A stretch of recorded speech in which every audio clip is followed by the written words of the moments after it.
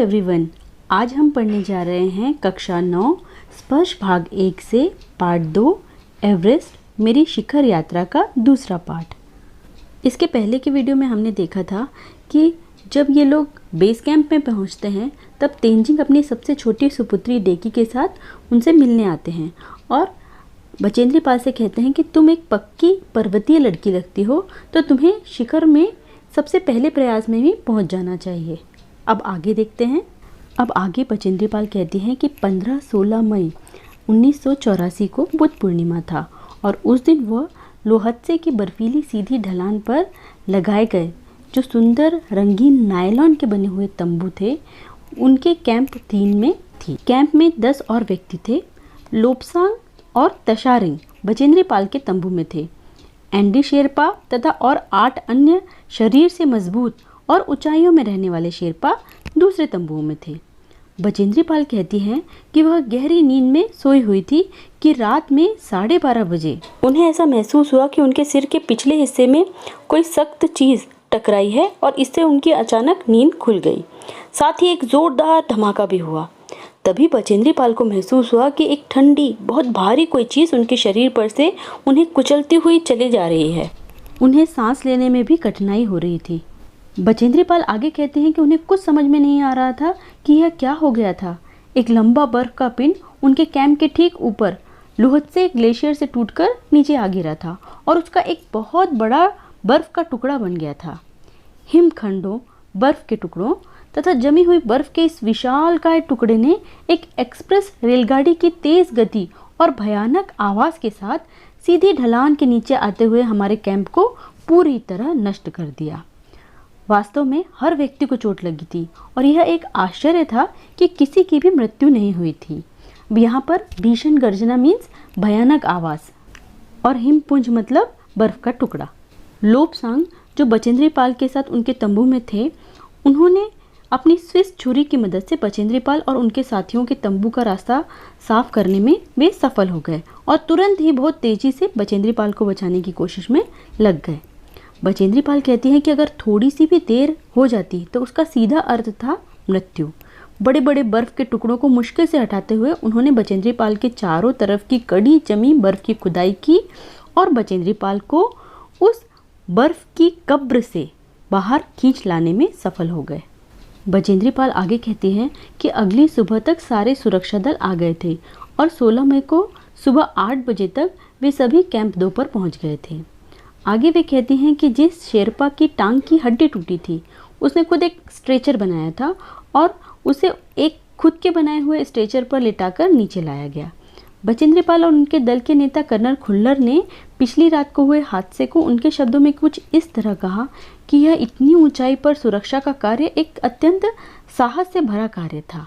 बचेंद्री पाल आगे कहती हैं कि सभी 9 पुरुष सदस्यों को जिन्हें चोट आई थी और हड्डियां टूटी थी, उन्हें बेस कैंप में भेजना पड़ा। अब टूटी टांगों के साथ तो वो ऊपर जा नहीं सकते थे। तभी कर्नल खुल्लर बचेंद्री पाल की तरफ मुड़े और कहने लगे, क्या वह डरी हुई है, भयभीत है? कर्नल खुल्लर के फिर से पूछने पर कि क्या वह वापस जाना चाहती है, इस बार बचेंद्री पाल ने बिना किसी हिचकिचाहट के उत्तर दिया कि वह वापस नहीं जाना चाहती। जैसे ही Bachendri Pal South Col camp पहुंची, उन्होंने अगले दिन की अपनी महत्वपूर्ण चढ़ाई की तैयारी शुरू कर दी। बचेंद्री पाल ने खाना, कुकिंग गैस तथा कुछ ऑक्सीजन सिलेंडर इकट्ठे किए। बचेंद्री पाल आगे कहते हैं कि दोपहर के बाद उन्होंने अपने दल के दूसरे सदस्यों की मदद करने के लिए और अपने एक थर्मस को जूस से और दूसरे को गर्म चाय से भरने के लिए नीचे जाने का निश्चय किया।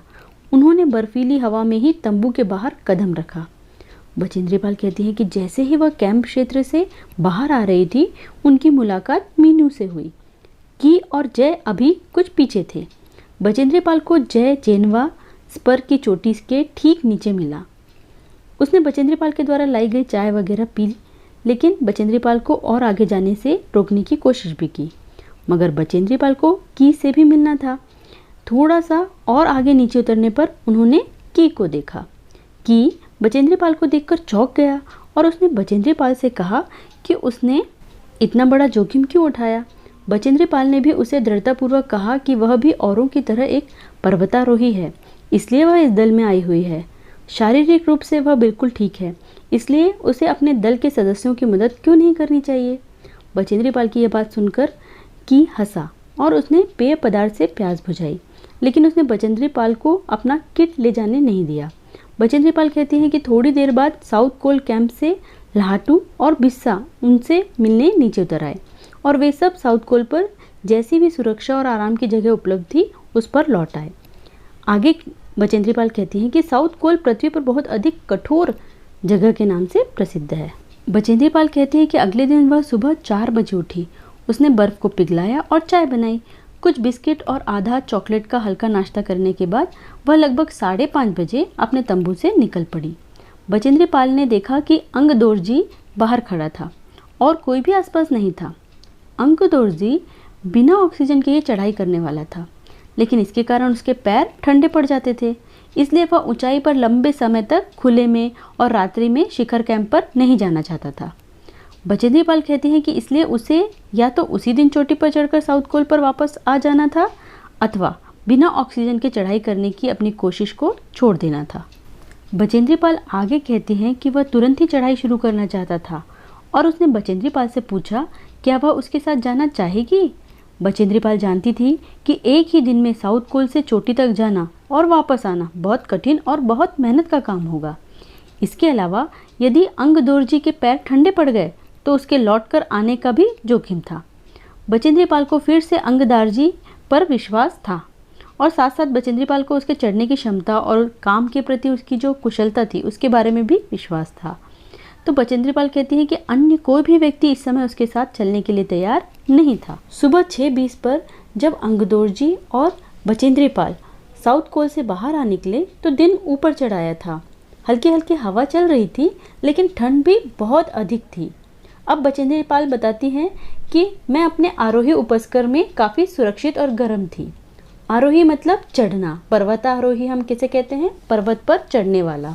तो आरोही उपस्कर, उपस्कर मतलब पर्वत में चढ़ने के समय जो सामान यूज़ करते हैं। तो यहाँ बचेंद्री पाल बता रही है कि उन्होंने अपने चढ़ाई के आवश्यक सामग्री को काफ़ी सुरक्षित और सही स्थिति में रखा हुआ था।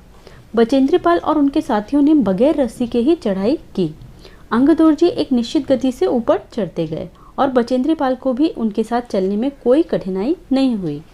आगे बचेंद्री पाल कहती हैं कि जमे हुए बर्फ की सीधी व ढलाऊ चट्टानें इतनी सख्त और भुरभुरी थी, ऐसा लगता था मानो शीशे की चादर बिछी हो।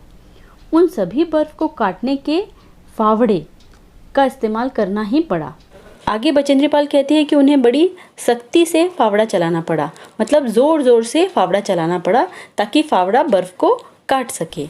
बचेंद्री पाल कहती हैं कि उन्होंने उन खतरनाक स्थलों पर हर कदम अच्छी तरह सोच समझकर उठाया, क्योंकि वहाँ एक छोटी सी भी गलती मौत का कारण बन सकती थी। क्योंकि ये चट्टानें सख्त होने के साथ साथ भुरभुरी भी थी। भुरभुरी मीन्स क्रम्बली, जिस पर पैर आसानी से फिसल सकता है। आगे लेखिका कहती हैं कि 2 घंटे से भी कम समय में वे सभी शिखर पर पहुंच गए। अंगदोर्जी ने पीछे मुड़कर देखा और बचेंद्री पाल से कहा कि क्या वह थक गई है। इसके जवाब में बचेंद्री पाल ने कहा कि वह नहीं थकी है, जिसे सुनकर वे बहुत अधिक आश्चर्यचकित और आनंदित मीन्स खुश हुए। उन्होंने कहा कि पहले दल वाले ने शिखर कैंप पर पहुंचने में 4 घंटे लगाए थे और यदि अब उनका दल इसी गति से चलता रहे तो वे शिखर पर दोपहर 1 बजे तक पहुंच जाएंगे। लाहटू अंगदोर्जी और बचेंद्री पाल के पीछे पीछे आ रहा था और जब वे दक्षिणी शिखर के नीचे आराम कर रहे थे वह भी अंगदोर्जी और बचेंद्री पाल के पास जा पहुंचा। थोड़ी थोड़ी चाय पीने के बाद सभी ने फिर से चढ़ाई शुरू की।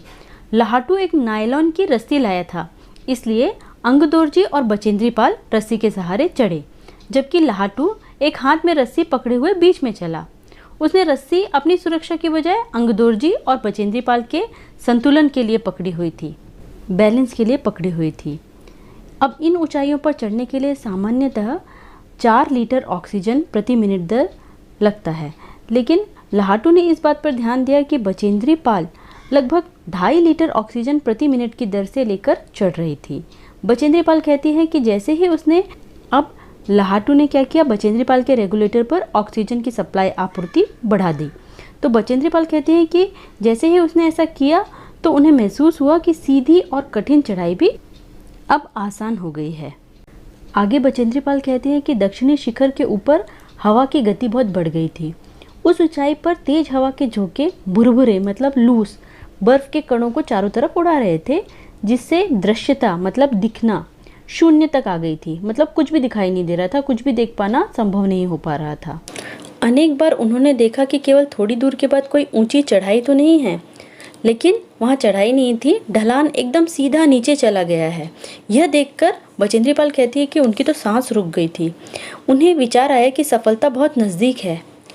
23 मई 1984 23 मई 1984 के दिन दोपहर के 1:07 पर वह एवरेस्ट की चोटी पर खड़ी थी और एवरेस्ट की चोटी पर पहुंचने वाली बचेंद्री पाल प्रथम भारतीय महिला थी। एवरेस्ट शंकु, शंकु मीन्स नोक। तो एवरेस्ट की चोटी पर इतनी जगह नहीं थी कि दो लोग साथ साथ खड़े हो सके। चारों तरफ हजारों मीटर लंबी सीधी ढलान को देखते हुए उनके सामने प्रश्न सुरक्षा का था। तो बचेंद्री पाल कहती है कि हमने सबसे पहले बर्फ़ खोदने के जो फावड़े होते हैं उससे बर्फ़ की खुदाई कर अपने आप को सुरक्षित रूप से स्थिर किया। इसके बाद वह अपने घुटनों के बल बैठी।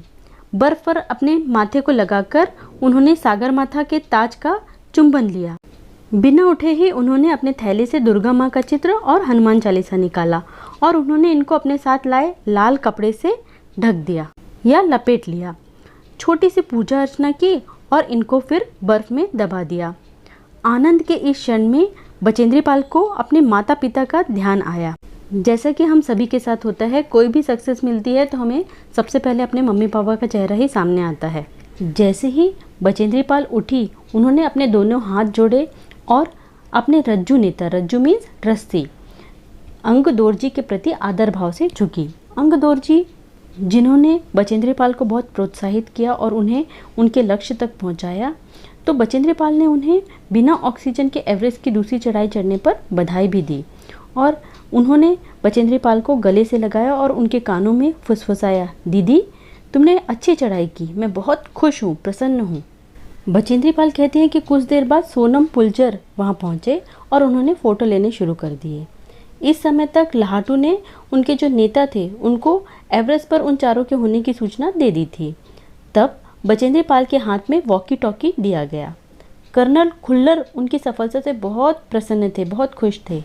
बचेंद्री पाल को बधाई देते हुए उन्होंने कहा कि वे बचेंद्री पाल की इस अनूठी मतलब अलग प्राप्ति के लिए बचेंद्री पाल के माता पिता को भी बधाई देना चाहते हैं। सचमुच बचेंद्री पाल ने बहुत अलग काम किया था। एवरेस्ट की चोटी पर पहुंचने वाली वो प्रथम भारतीय महिला थी।